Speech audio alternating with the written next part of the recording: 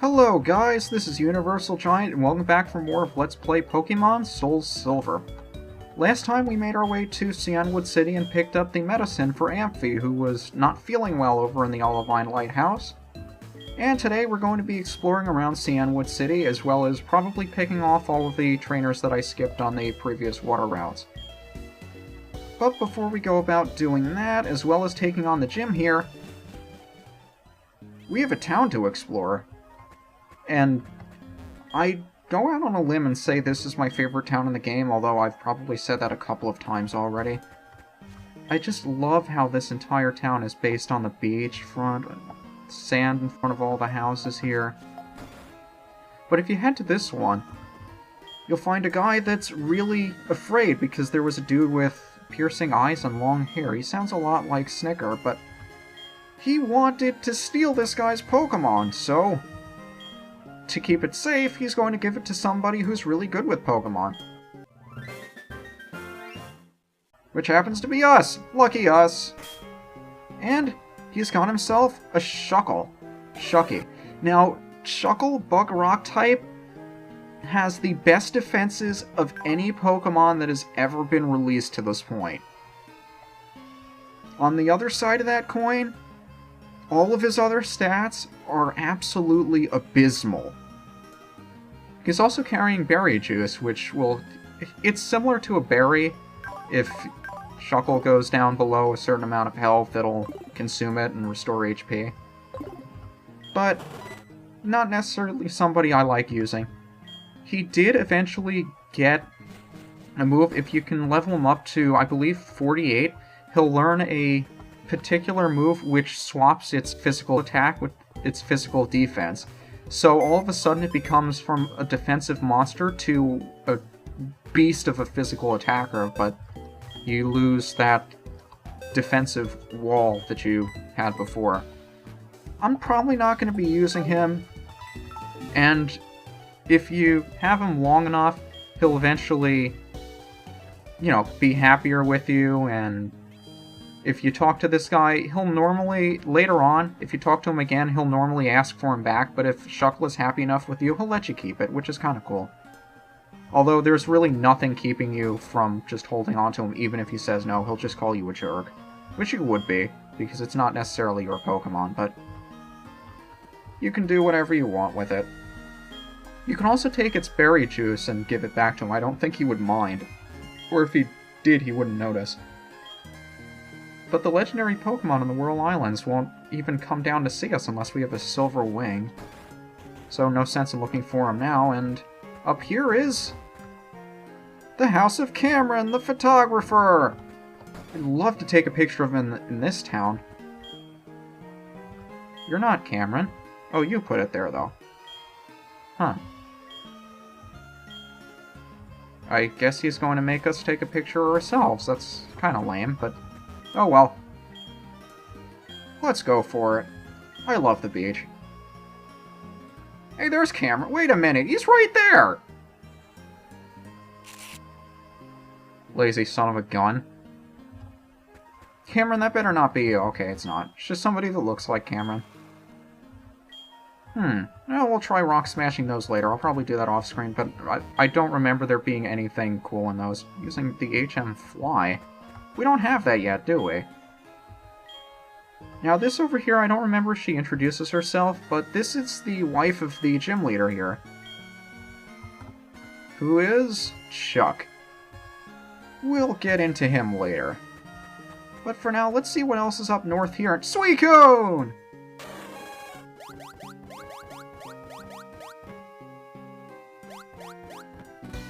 And whenever we run into Suicune, this guy's not going to be too far behind.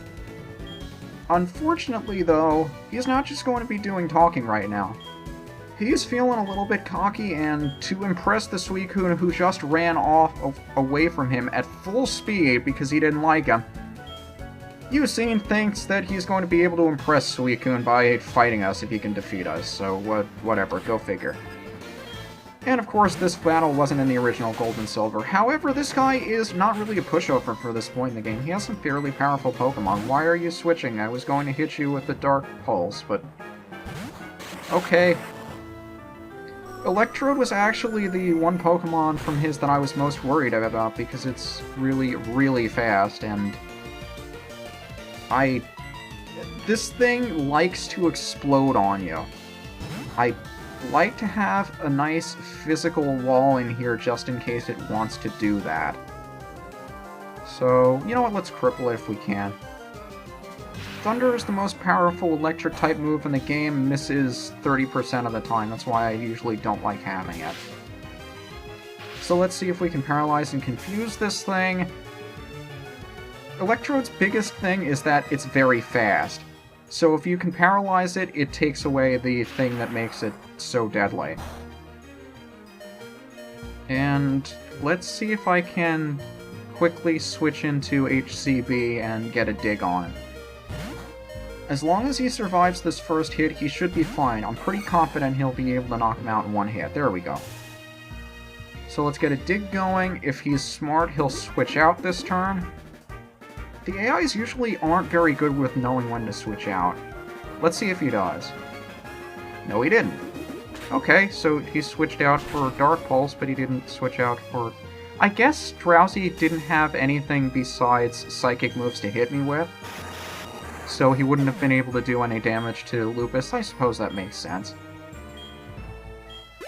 It's really nice when an AI has that sort of check, but I don't want us switching out again, and I meant to lead with Duster in the first place, so let's send him out there. Because he has Shadow Claw, and he doesn't get enough screen time, gosh darn it.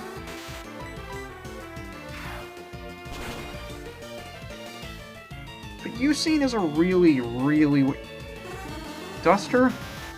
How many critical hits have you gotten? I should really keep track of those. But his last Pokemon's a Haunter, we know. Eusine is a very weird guy. And it's very difficult to say that in a Pokemon game where there are so many weird characters. But, I mean, none of them really strike me as much as Eusine does. He's just so weird. I don't know. I think it is a little bit hypocritical of me to be saying that in a game like this, but it's just nobody stands out to me more than he does. I'm sure if I thought about it a little bit longer, I'd be able to figure out somebody that I find weirder, but at least at this point in time, he's the weirdest one for me. And this fight went a lot easier than I expected it to. How many critical hits are we gonna get? My god, I never get this lucky. I mean, not that that one mattered, but I still never get that lucky with critical hits.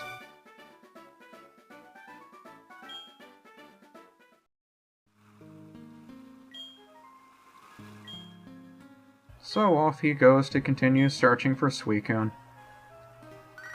And Mom's calling us with another item she bought for us. Any items around here for us to pick up? It would be kind of silly if there wasn't. There's one behind that rock smashable rock, right? Yeah, I suppose I'll pick that up later. Who else we got in here? You tried to reach the tower and dive into the ocean. Dive into the ocean? We can't do that in this game, though. There's no HM for dive here. Oh, well. What about this cave? Entrance to the road for the Safari Zone. Oh, this is what Babel was talking about. It must be over here somewhere. This hole in the wall wasn't here in the original games. What gives? Can we read this sign? We can read this sign. Coming soon? I want to go there now! Aww. Yeah, but unlike the Battle Frontier, we're not going to have to wait until very late in the game. This will open up pretty soon. And down there is actually, if you put out your dialing machine, there is an item right there that we can't get. This game is a tease. But before we go through the gym over here, I want to knock out the other trainers that we missed on the water route, so I'll go heal these guys up. And we'll head right back out there. Now, what is the closest way to... I suppose it would be over here, and I assume our repel ran out at some point during the trip. I don't actually remember it did, but I know we've taken at least 200 steps, so... There goes another one. And yep, it's a whirlpool we can't cross. So let's see if there are any trainers around here we can run into. Hi, buddy!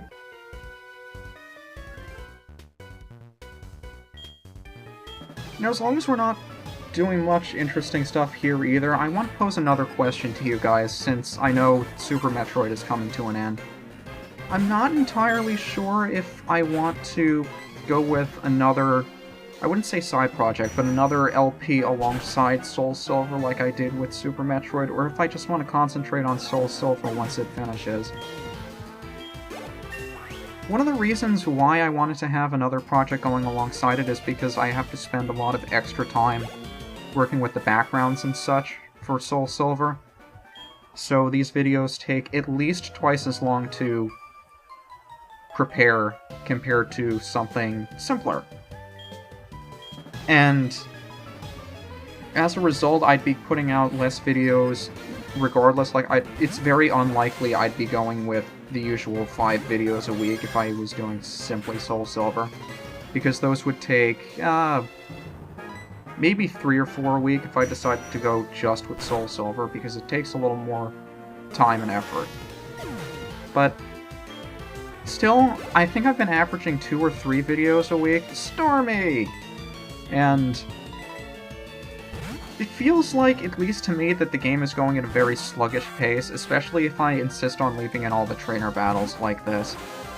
Evolved form of Staryu gains Psychic type when it evolves, and it's very powerful on the special side. It can learn a lot of interesting special moves to bolster its strength as well, I suppose. And I don't think a Quick Attack would finish it off, so I'll just go with another Shadow Claw.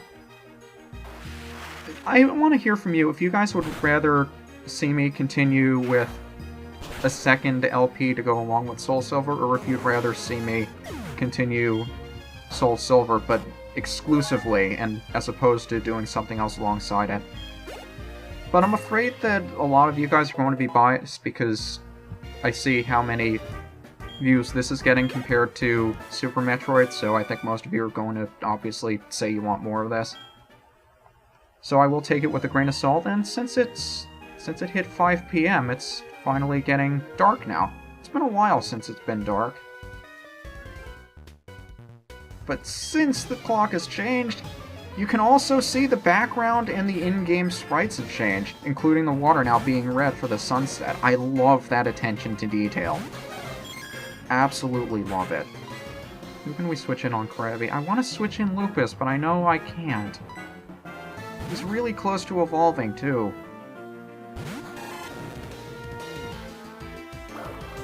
Oh well. I don't think Krabby can do too much to crunch here. But I just wanted to hear your opinion if you guys would rather see, say, twice as much SoulSilver as opposed to something else. I'll at least give it a shot for the sake of trying it. I don't know if I'll actually stick to it or not. But whatever I do, if I decide to go with simply SoulSilver until forever, not forever, but it'll be that for a while, probably until I get through the Pokemon League, at which point I'll either continue doing what I'm doing, I'll take a little bit of a break and do something else, or I may decide to... I'm thinking I might take a little bit of a break between the 2 regions just to switch it up, or maybe I'd be SoulSilvered out. I mean, I've been doing this for how many months now, and we're only a little ways into the game. But we'll see when we get there. It's kind of like how I like to play it. I don't want to commit myself to something because I may be in the mood to really play something right now, but when it comes time, I lose all interest in it, and really that's the only thing that matters, because I want to be into the game that I'm LPing, as opposed to just doing it for the sake of doing it. But I see an excuse to get Lupus in here. Remoraid! Water type! Not really much to say about him, except he has a very weird evolution. Why did Thunderfang miss if it's 95% accurate? Gosh darn it. Well! That'll show me! Gosh darn well-timed crits. I try to get Lupus a little bit of extra experience to sneak him in against a Pokemon that's extremely weak, and not only does a 95% accuracy move miss, but he also crits me. Really? I mean, what are the odds of that Don't tell me. That's 5% accuracy times a 1 in 16 chance. I know for a fact Lupus would have been able to survive a Bubble Beam.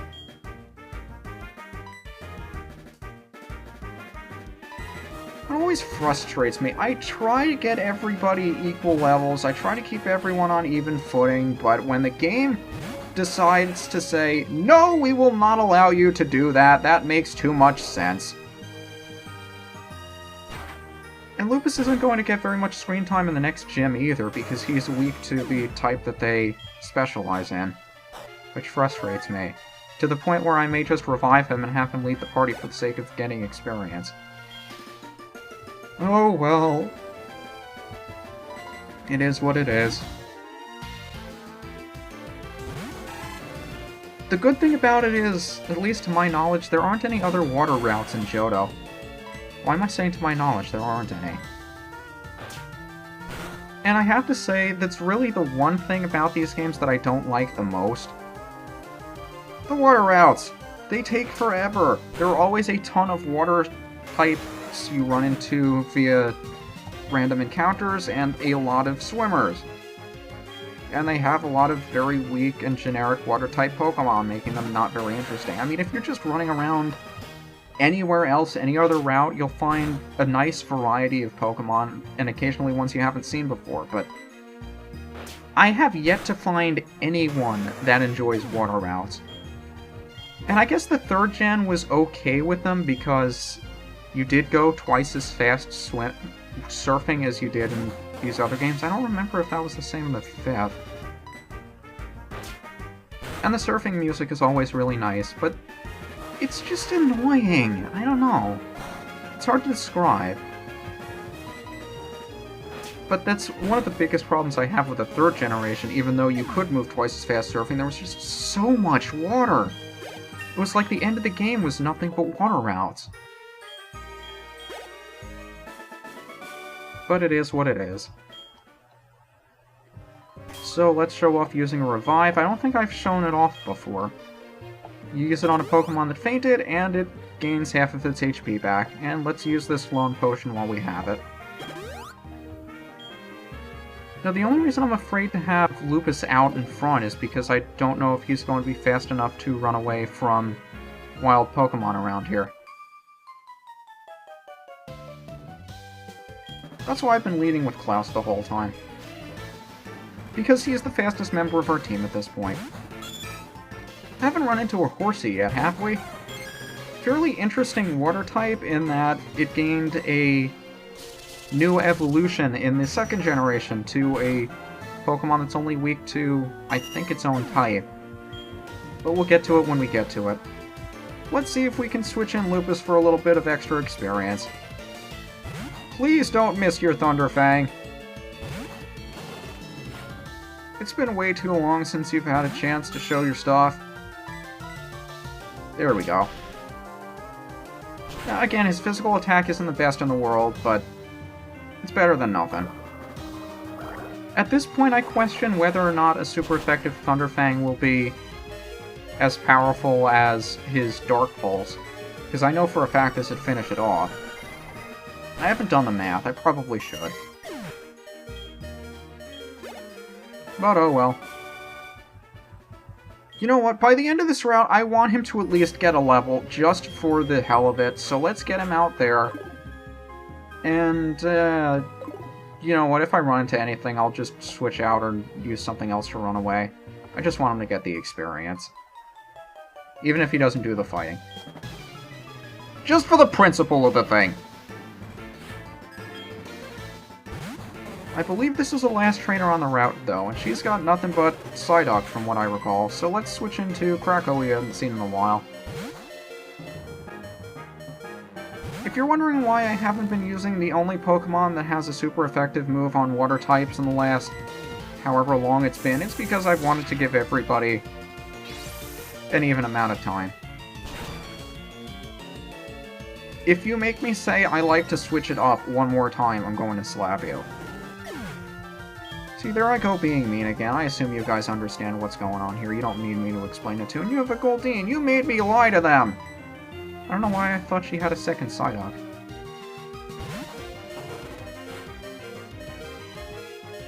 But I'm not going to take the chance. I want to make sure you get that experience. So let's play this super duper cautious. Now, Water Pulse, in addition to being just another water type move, it has the chance of inflicting confusion. I don't quite get it either. There are a lot of moves that inflict confusion for no reason other than it would be convenient to have a move that inflicts confusion. But it does, you just have to keep it in mind. And Lupus finally gained a level. Good for you, Lupus! And Krako gained one as well.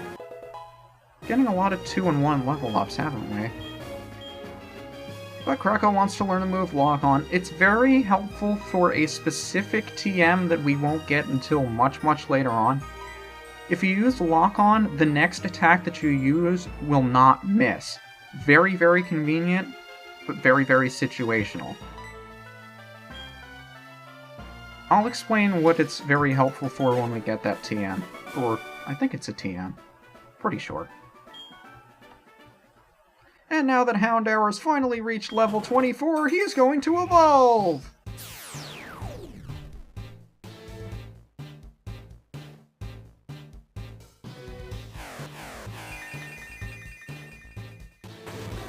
Lupus evolved into the almighty Houndoom. What a way to end the episode, isn't it?